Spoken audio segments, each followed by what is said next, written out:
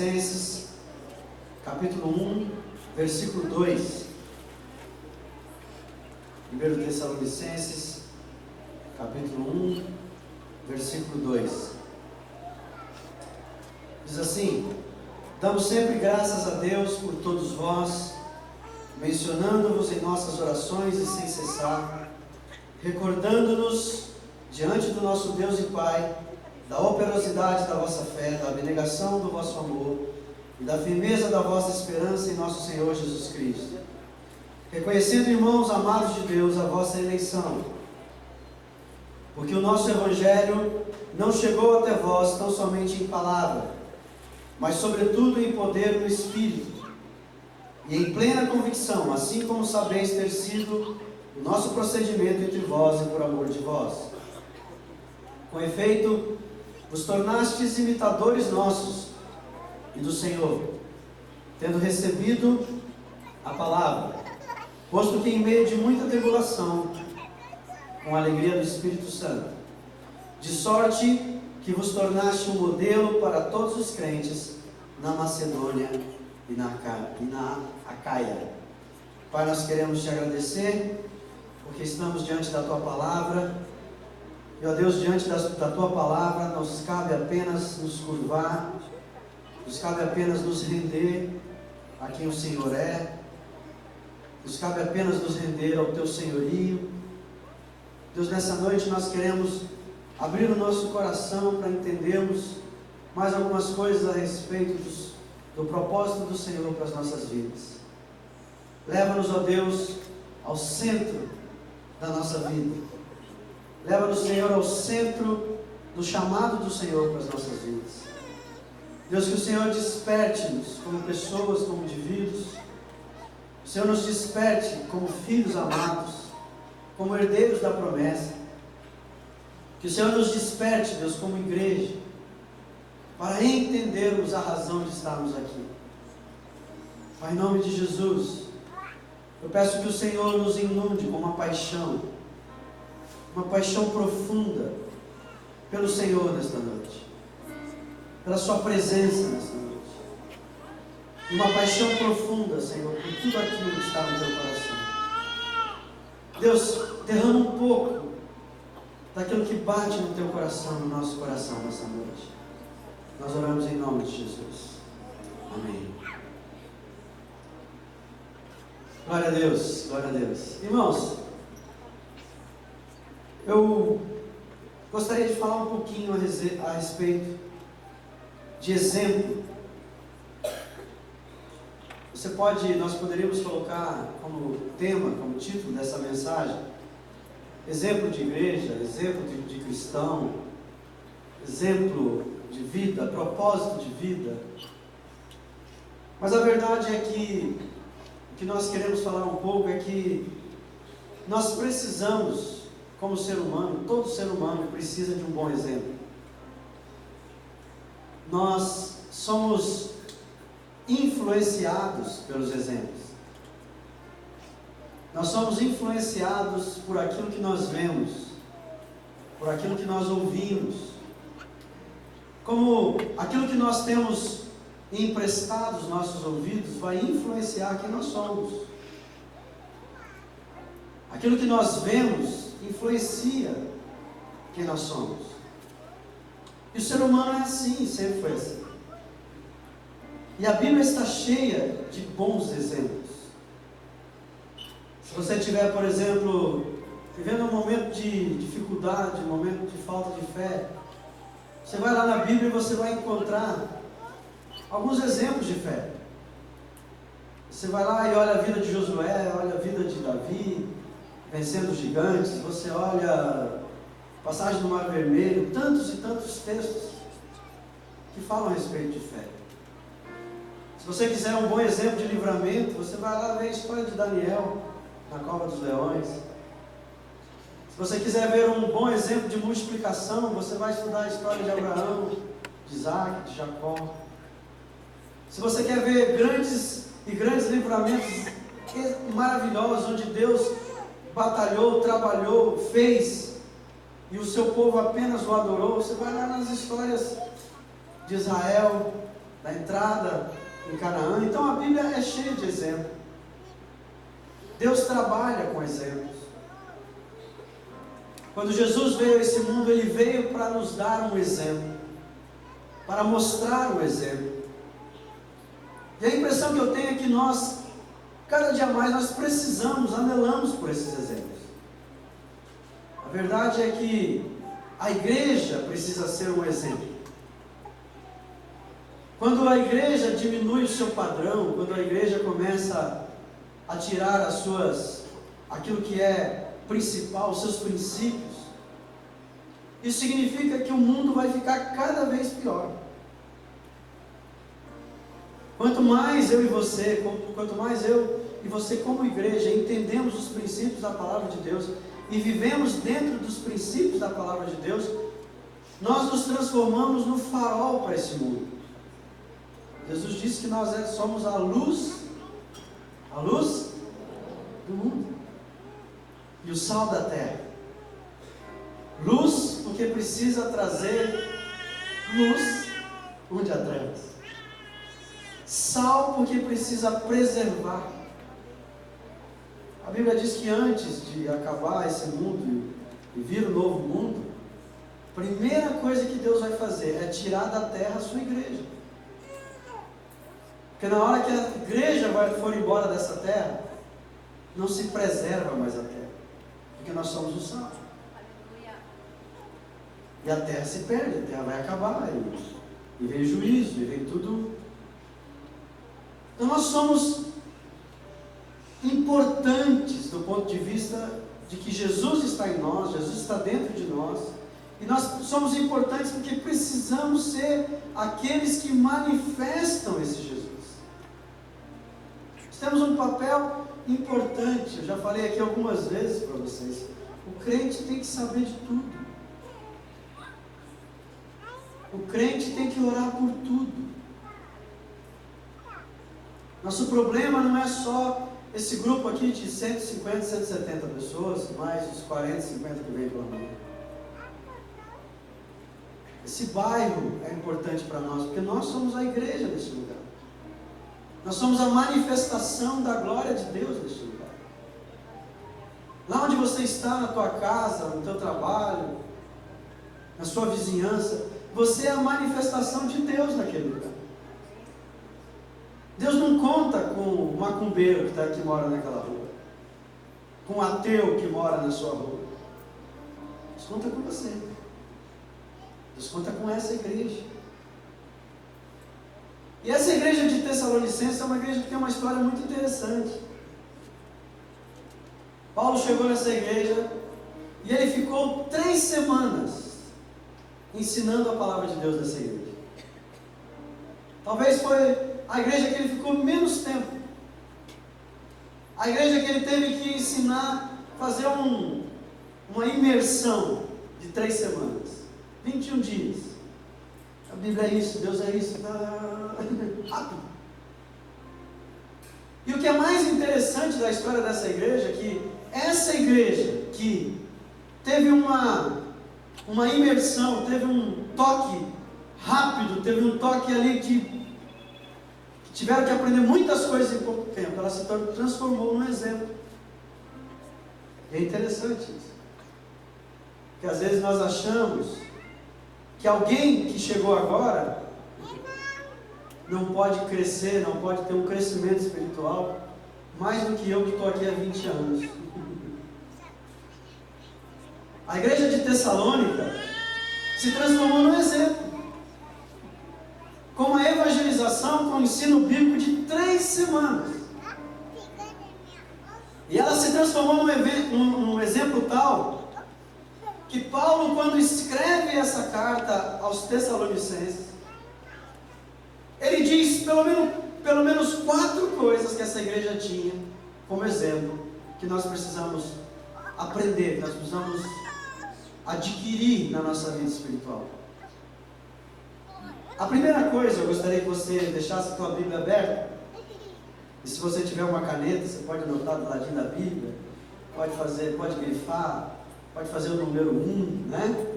Pode pintar, né? Eu lembro quando eu fazia seminário, Tinha umas irmãzinhas que pintavam cada texto de uma cor. Eu ficava curioso, por que você pinta cada pedaço de uma cor, né? Não, isso aqui é o que Deus me falou, isso aqui é o que Deus falou, não sei o que. Então, a Bíblia era toda colorida, parecia um gibi. Mas a Bíblia é para isso mesmo, você tem que aprender a mastigar o que ela tem para você. Mas a primeira característica dessa igreja, diz ali, com efeito, vos tornastes imitadores nossos e do Senhor. A primeira característica interessante da igreja de Tessalônica é que eles imitavam o modelo certo. Modelos, né? Nós precisamos de modelos.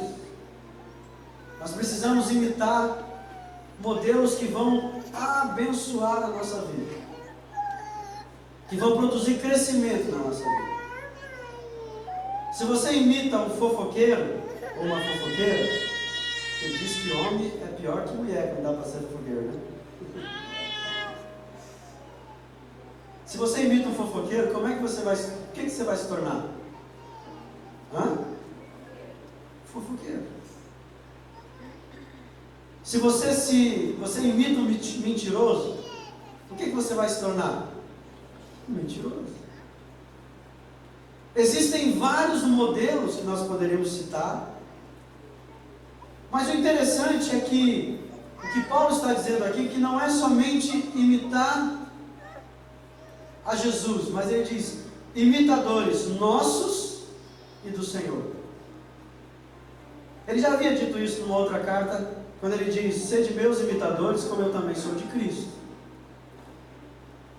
Significa dizer que esses modelos que precisam se apresentar para as nossas vidas, eles têm rosto, corpo, mão, pé. Eu só sigo Jesus. Não existe isso. Por isso que existe igreja. Por isso que nós estamos aqui. E a igreja, como um ambiente de modelo certo, ela precisa ser um ambiente que informa, diga assim, informa e forma. São duas coisas diferentes, mas elas estão ligadas assim.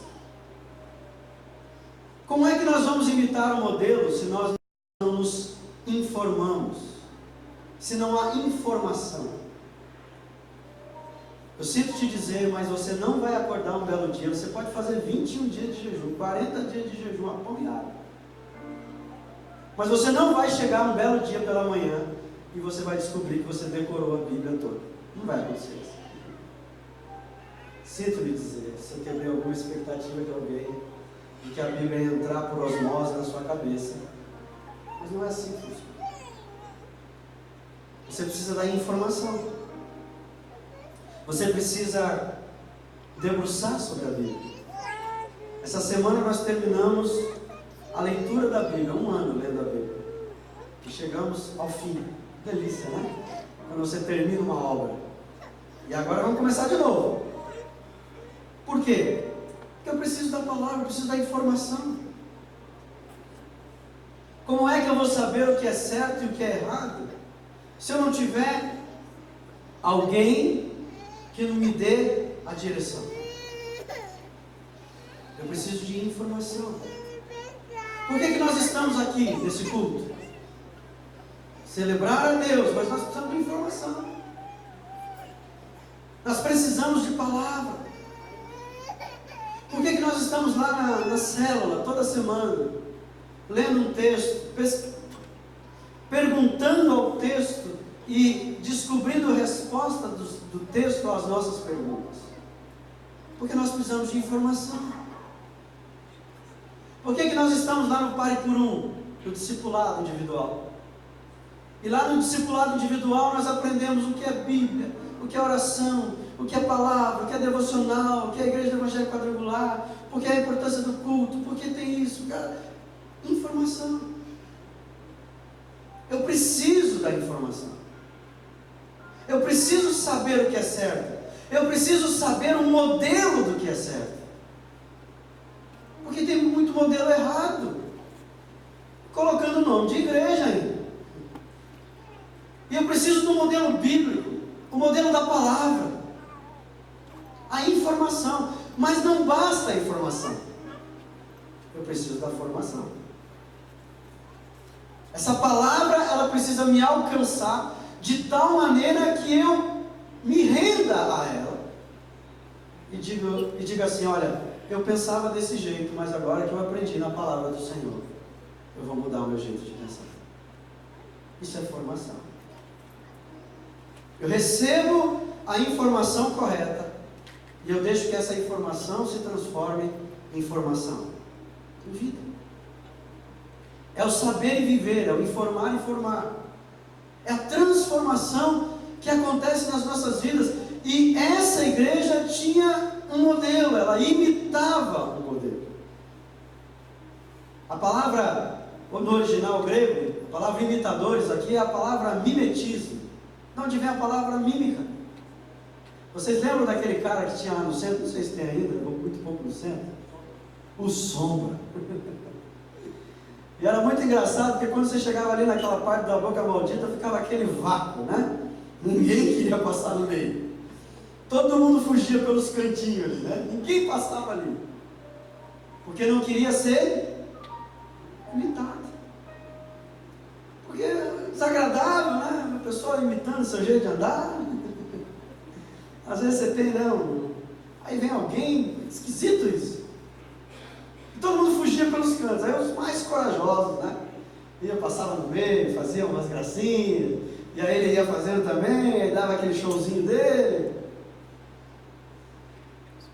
Irmãos, nós precisamos nos tornar uma igreja onde as pessoas nos imitem. Onde a formação, a informação e a formação produzem vida em nós, de tal maneira que as pessoas olhem e digam: eu quero fazer como ele faz. Eu quero ir onde ele vai. Como é que você aprendeu isso? Ah, eu aprendi isso na igreja. Ah, então eu quero ir lá também. Aí onde é que você aprendeu isso? Ah, eu fui na célula. Ah, eu quero ir lá também. Aí onde você aprendeu isso? Eu aprendi isso. Eu já vi isso acontecendo. Alguns líderes de discipulado aqui chegaram para mim e disseram assim: pastor, tem uma pessoa que chegou para mim e disse assim: como é que a gente faz para fazer um discipulado, para fazer um paripurno? Eu quero fazer também. Imitação, mimetismo, transformação. Meus irmãos, nós temos o poder em Deus de sermos uma igreja que imita o modelo certo. Imitar o modelo correto. A segunda coisa que eu entendo nesse texto diz assim: com efeito vos tornastes imitadores nossos do Senhor, tendo recebido a palavra. Você precisa de um modelo certo. Eu e você precisamos de um modelo certo. Mas também nós precisamos receber a mensagem certa.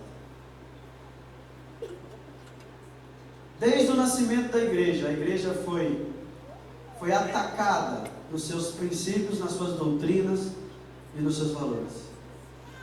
Sempre foi assim. Mas quando nós olhamos para a realidade da igreja de Tessalônica, como que eles receberam essa mensagem, a gente entende que há algo por trás dessa mensagem que nos ensina coisas muito legais. Primeiro, eu já falei aqui algumas vezes, vocês sabem disso, mas receber Jesus nessa época era assinar a sua morte. As igrejas eram perseguidas. Virar crente significava perder sua casa, perder o seu trabalho, ser perseguido pelo Império Romano. Então, a mensagem que Paulo trouxe para aquela igreja não tinha segunda intenção. Não dava tempo de ter muitas flores nessa mensagem. Não dava tempo de falar de algo, pode ser que um dia, então nós estamos orando para ver se o fulano recebe. Tinha que ser algo direto. Paulo tinha que ter um papo reto com esse povo. Não adiantava dizer assim: venha para Cristo, você vai ser próspero. Como próspero? Se eu aceitar esse Jesus seu aí, vou perder minha casa? Se eu aceitar esse Jesus seu aí, provavelmente eu vou ser perseguido como próspero. Venha para Jesus que você não vai acontecer nada com você. Agora você vai viver no mar de rosas. Não tinha isso. Tinha um leão morrendo de fome, esperando esse cara chegar lá no Coliseu para comer ele. Então não tinha segunda intenção nessa mensagem. A mensagem era direta. Essa mensagem falava o seguinte, essa mensagem correta dizia: ei, você é um pecador. Eu e você somos pecadores. Eu e você nascemos em pecado. Estamos destituídos, separados, divorciados de Deus. E se morrermos hoje sem Cristo, eu e você vamos para o inferno. Era assim a mensagem. Não era muito, né? Seu coração está doendo, você precisa de libertar. Não tinha essa coisa. Essa mensagem dizia: o pecado me condena ao juízo eterno. O pecado te condena ao juízo eterno. E você precisa encontrar o Deus de amor. O Deus que providenciou a salvação para a sua vida em Cristo Jesus. E eu recebo essa mensagem a partir do meu arrependimento, da minha vida do arrependimento da minha vida de pecado, e o recebo pela fé. Está entendendo, irmãos, o que eu estou dizendo? Não tinha muitas flores na mensagem. Uma mensagem correta. Uma mensagem cristocêntrica. E agora que eu estou em Cristo, eu vivo uma vida para glorificar a Cristo. E esta vida é a verdadeira prosperidade que eu posso experimentar. É uma vida diferente. Agora, em Cristo Jesus, a minha vida tem um propósito, tem uma razão de ser. Em Cristo Jesus eu encontro a minha identidade. Eu descubro quem eu sou. Porque Ele me resgata, Ele me tira da condenação do pecado, Ele tira de mim a identidade como se eu fosse um pecador, e vou viver pecador, e vou morrer pecador, e a minha vida é assim, e a minha vida é uma vida de tristeza, é uma vida longe de Deus, é uma vida infeliz. Não, uma restauração, um resgate da minha identidade, eu começo a viver uma nova vida em Cristo Jesus. E eu aguardo a vinda de Cristo, onde todas as promessas do Senhor se cumprirão. É diferente. Tanto é que quando o Paulo escreve a segunda carta aos Tessalonicenses, ele tem que corrigir um probleminha que deu na igreja. Qual foi o probleminha? Eles ficaram tão convictos da segunda vinda de Jesus Cristo que eles estavam em dúvida se Jesus tinha voltado, e eles não tinham percebido. E nós precisamos entender que é muito fácil deturpar, distorcer a mensagem de Deus. É muito fácil decodificar o que Deus está falando. E ao invés de entendermos a verdade, a mensagem correta, nós entendemos a mensagem de maneira distorcida. Quantas distorções nós temos hoje em dia? Teologia da prosperidade. Vem para Jesus que você vai ficar rico. Faz muito tempo que eu estou com Jesus e não aconteceu muito não. Teologia do coaching. Vou tirar o melhor de você. Você vai dar um... Não sou contra o coaching, tá? Como profissão, essa é outra coisa. Estou falando usar da doutrina de coaching na igreja. A relação com Jesus é uma relação de fé. Uma relação de entrega. É uma relação onde eu tiro do meu coração Jesus. Eu tiro do centro do meu coração a mim e coloco Jesus. E a partir do momento que Jesus entra na minha vida, qualquer que for, o que acontecer na minha vida, eu sei de uma coisa: eu sei que o meu Senhor vive. E é Ele que cuida de mim. E se ele, porventura, achar que esse é o momento de eu ir para o céu, glória a Deus, eu vou para o céu, eu sei que Ele vai cuidar daqueles que estão sob os meus cuidados, porque o meu Senhor é soberano. Eu o amo independentemente do carro zero ou do carro velho. Eu o amo independente da minha casa, se a minha casa é linda, maravilhosa, se ela é simples, no bairro simples. Não é o que eu tenho que define o meu Deus. Meu Deus se define por si mesmo. E essa é a mensagem. E a igreja tem que pregar essa mensagem. A igreja precisa levar essa mensagem, onde Cristo é o centro das nossas vidas. E a Bíblia diz que eles receberam a palavra, mas também diz que, posto em meio de muita tribulação, com a alegria do Espírito Santo. E aí a terceira coisa importante de uma igreja que quer ser exemplo, ela precisa reagir corretamente ao que Deus está falando. Irmãos, eu não sei quanto a você, mas tem coisa que Deus pede para mim que eu digo assim: não queria não. Talvez você seja mais espiritual do que eu, mas tem coisa que Deus fala: puxa vida, tem certeza? Porque saiba de uma coisa, algumas vezes Deus vai falar com você, Ele vai pedir algo para você. E às vezes Ele vai pedir para você algo que custa caro. Não é caro dinheiro, tá? Custa caro. Às vezes Deus vai nos ensinar a viver de algumas maneiras, que a gente vai dizer assim: Jesus, pode mexer em tudo quanto é lugar da casa, mas nesse móvelzinho aqui não.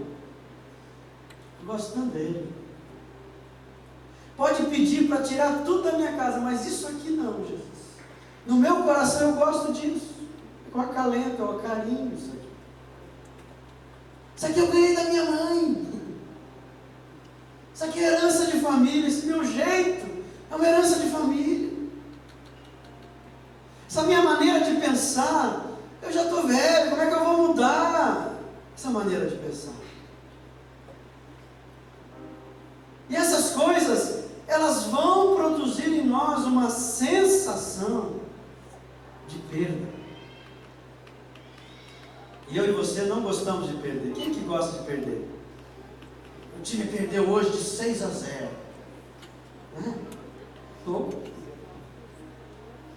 Quem que gosta de perder? Acabei de ser roubado, que alegria. Estava orando para ser roubado. Ninguém gosta de perder. Mas às vezes nós vamos precisar perder para ganhar. Nós vamos precisar abrir mão de algumas coisas para ganhar o que Jesus tem para dar para as nossas vidas. E nós precisamos entender isso, porque se não entendermos isso, a hora que Deus nos pedir alguma coisa, nós vamos dizer assim: não, então eu vou parar de brincar. Eles disseram para mim que o Senhor era igual ao Papai Noel. Não estou entendendo. Disseram para mim que não se sofre, pare de sofrer. Mas não há evangelho sem dor e sem renúncia, sem sofrimento, sem cruz. Aquele que quiser vir após mim, tome a sua cruz. Não há evangelho se você não tiver que abrir mão de algumas coisas. Não há evangelho se você não se sente desafiado a mudar nada na sua vida. O que mudou em 2019 para você?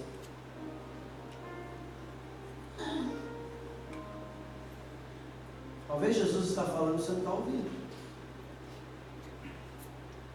Talvez Jesus está te incomodando com algumas coisas, mas você não está escutando.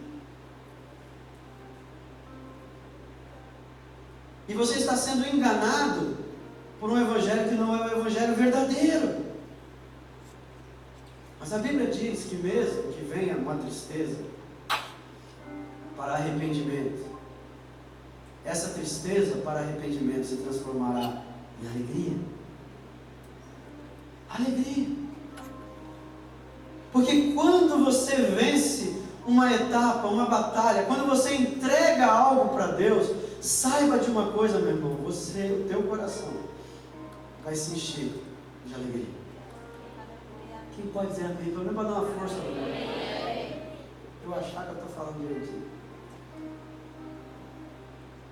Essa igreja vivia debaixo de tribulação. Mas não é tribulação do tipo, o teu vizinho jogou lixo no teu lixeiro. Esse vizinho está me perseguindo. Não é tribulação do tipo, as crianças do condomínio arranharam meu carro. Então se leva o inimigo se levantando. Não é esse tipo de tribulação. Estamos falando de vida. Nós estamos falando de morte. Mas a alegria de servir a Deus era tão intensa na vida desses homens e dessas mulheres, que isso era muito maior. Não havia nada que tinha mais valor do que viver para Cristo. Não havia nada que tinha mais valor do que amar o Senhor, do que servir ao Senhor. E quando Deus pedia algo a cada um deles, eles respondiam com sim. Sim, Senhor. Eles diziam, sim, Senhor. Eu estou disponível para te obedecer. Eu estou pronto para te obedecer.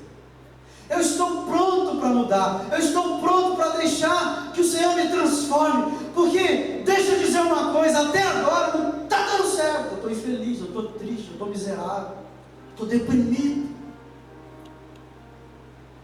Então eu quero dizer sim para o Senhor. Mesmo que isso me custe caro, mesmo que isso me custe a vida, eu prefiro viver minutos com o Senhor do que a eternidade sem o Senhor. Eu prefiro viver nessa terra poucos minutos, porque quem sabe na semana que vem eu vou virar ração de leão. Mas eu vou viver a melhor semana da minha vida. Então eles se alegravam quando a mensagem chegava até eles. Diz, com alegria do Espírito. E por último, diz assim, de sorte que vos tornastes o modelo para todos os crentes na Macedônia e na Acaia. 3 semanas de discipulado, 3 cultos,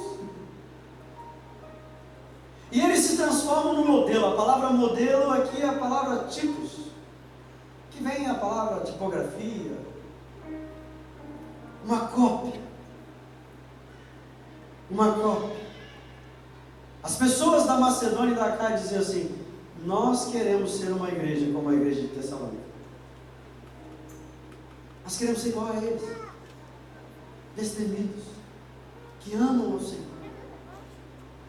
que vivem para Deus, que amam a palavra de Deus, que seguem os mandamentos do Senhor. Não somente parecer crente, mas ser crente. Não somente parecer cristão, mas transformar uma sociedade. Uma influência. Quando a igreja diminui o seu padrão, ela negocia os seus princípios. E a igreja precisa ressoar a verdade. Sabe o que é ressoar a verdade?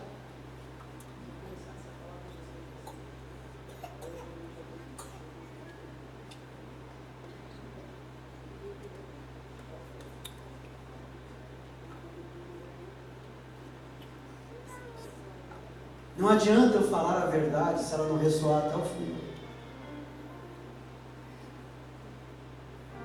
Não adianta eu querer ser cristão se a minha verdade, ou a verdade de Deus em mim, não ressoar. Ela entra nesse microfoninho, passa lá na mesa, se amplifica, vai para aquela caixa e joga lá atrás e vai lá na turma lá de trás.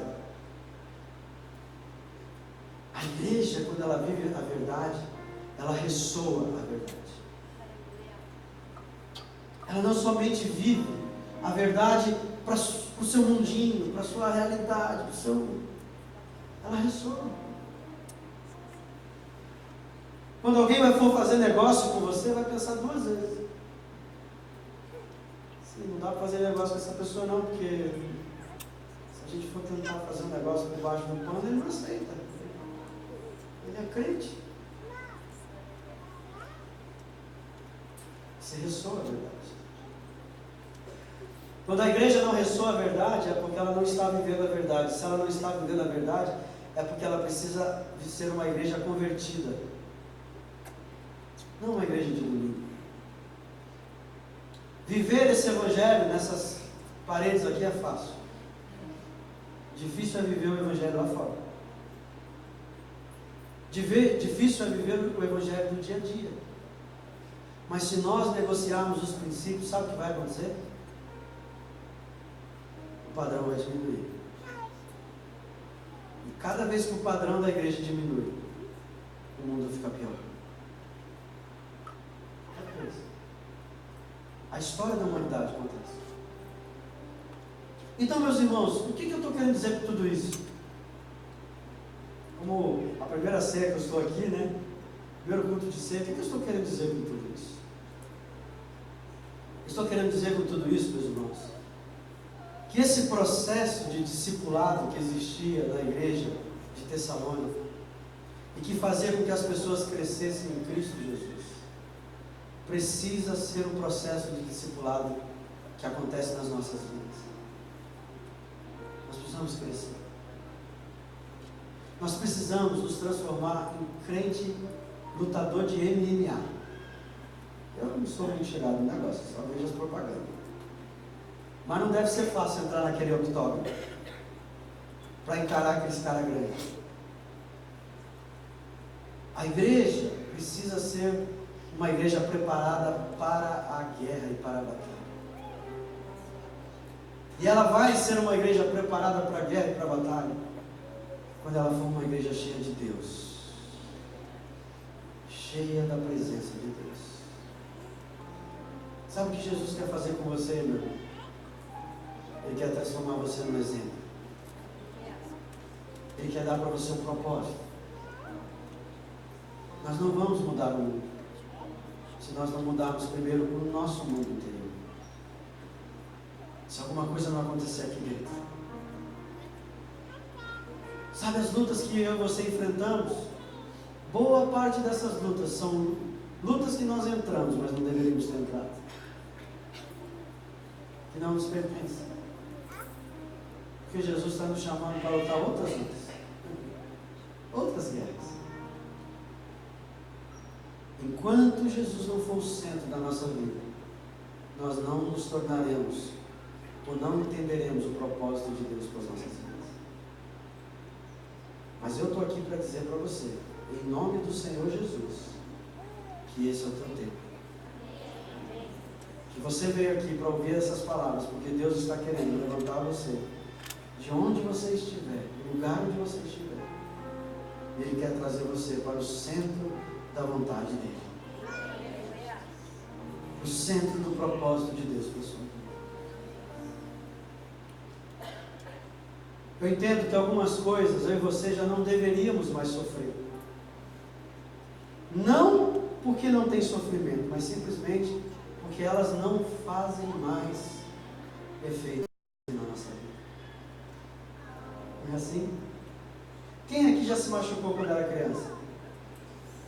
Misericórdia, vocês são tudo virados. Irmão, meu corpo é todo marcado da minha infância. Eu era um santo. Para mim eu era um santo, para minha mãe não. Eu tenho um monte de cicatrizes. Na testa, nas pernas. Uma vez eu inventei de ir num banho, mergulhar, tinha uns ferros assim, fez uma camisa do Vasco em mim assim. Rasgou toda a minha barriga. Santo, santinho.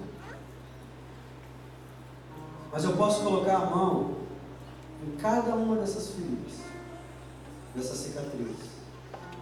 Mas elas não doem. Porque elas não têm mais importância. elas foram curadas, saradas. A gente está sofrendo por coisas que não deveria sofrer.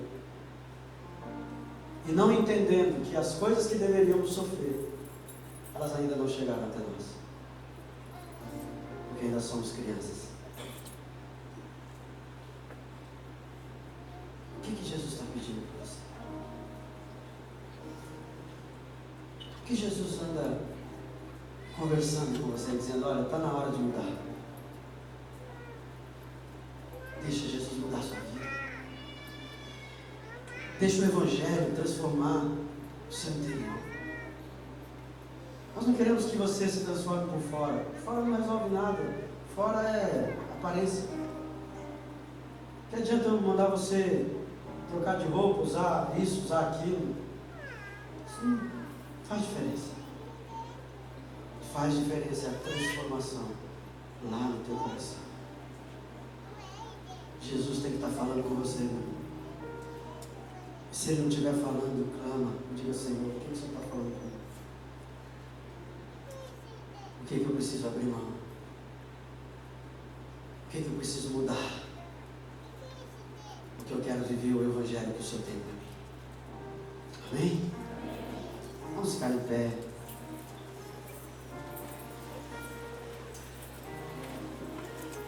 O meu coração não tem em nenhum momento a pretensão de dizer que eu não estou nessa mesma caminhada com você. Às vezes é difícil. Você está vivendo lá num lugar muito feliz, muito bonitinho, e Deus diz, larga tudo e vai lá para Curitiba. É difícil. Difícil. Deus, eu não quero mais fazer tal coisa. Pois é, mas eu estou te chamando para fazer isso. Difícil. Mas cada vez que eu e você abrimos mão de algo, nós manifestamos, deixamos que o Senhor manifeste em nós a sua glória. E Deus tem uma habilidade tremenda de recomeço. Talvez alguns de vocês já experimentaram andar com Jesus. Já experimentaram a vida com Jesus. Mas por alguma razão olharam para os homens e disseram, se é assim eu não quero. Olha, a Bíblia diz que sempre vai ter escândalo. Está lá, Jesus falou isso. E ele diz, ai daquele pelo qual vier o escândalo. Então, a gente tem que colocar as barbas de molho. Mas olha só, olha para Cristo. Olha para bons exemplos. Se alguém te feriu, tem alguém que não quer te ferir. Se alguém te ensinou um evangelho errado, tem alguém que quer te ensinar o evangelho certo. Se alguém trouxe para você um modelo equivocado do que é reino de Deus, do que é Cristo, do que é evangelho, existe alguém que quer te ensinar o caminho correto. E pode ser que isso tenha um preço muito grande. Porque tem um preço, falar a verdade. Às vezes quando eu vou preparar a mensagem, deixa eu abrir meu coração aqui para vocês, depois vocês orem por mim, tá? Mas às vezes eu vou preparar a mensagem, eu falo assim, Senhor, prepara aquela palavra assim, sabe? Aquela palavra gostosa, que o povo sai da igreja tudo rindo, que todo mundo sai amaciadinho, e olha para mim e diga assim, olha que legal, que pastor, que palavra.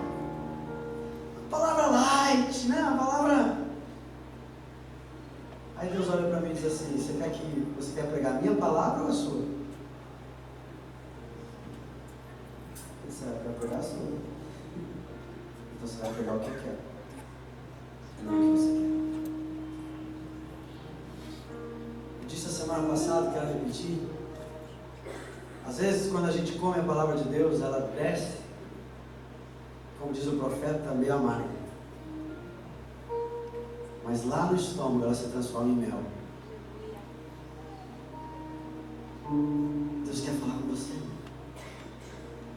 Deixa Deus falar. Feche os seus olhos. Deixa Deus falar com você. Deixa Deus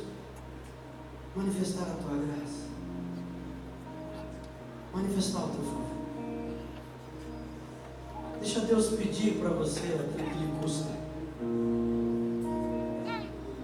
Aquilo que lhe custa.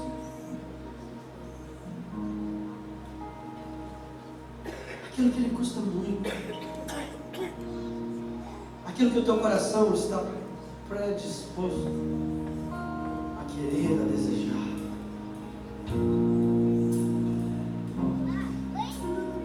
Entrega a sua vida ao Senhor Jesus. Entrega o seu coração para Jesus. Deixa Ele ser soberano sobre você.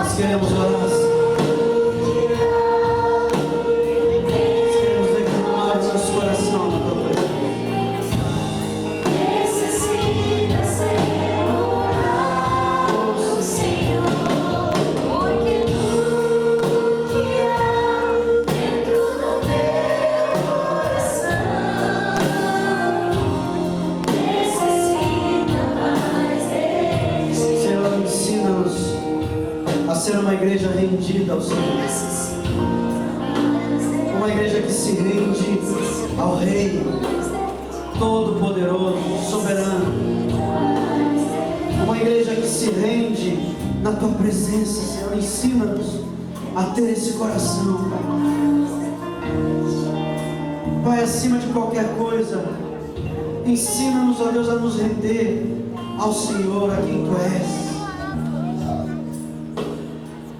Deus, que fique de lado tudo aquilo que impede os nossos olhos, o nosso coração de percebermos quem Tu és, a Tua presença. Oh Senhor, em nome de Jesus. Fala com Deus nessa hora. Fale para Deus que você quer se render a Ele. Se render a quem Ele é, se render à Sua presença, se render aos propósitos dEle para a sua vida, se render e ser apaixonados por Ele. Fala com Deus nessa hora, fala com o Senhor, deixa Deus ministrar no teu coração, deixa o Espírito Santo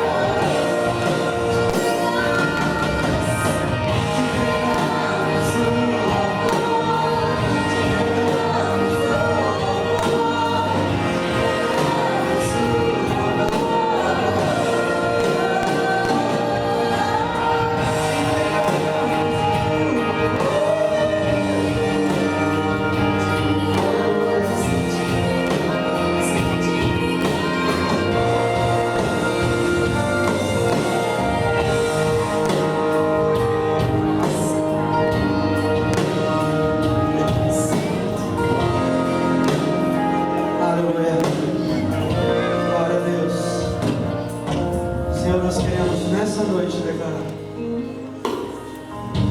que é um privilégio, Deus, ser chamados teus filhos. Nós nos rendemos ao Senhor, nos rendemos a Ti.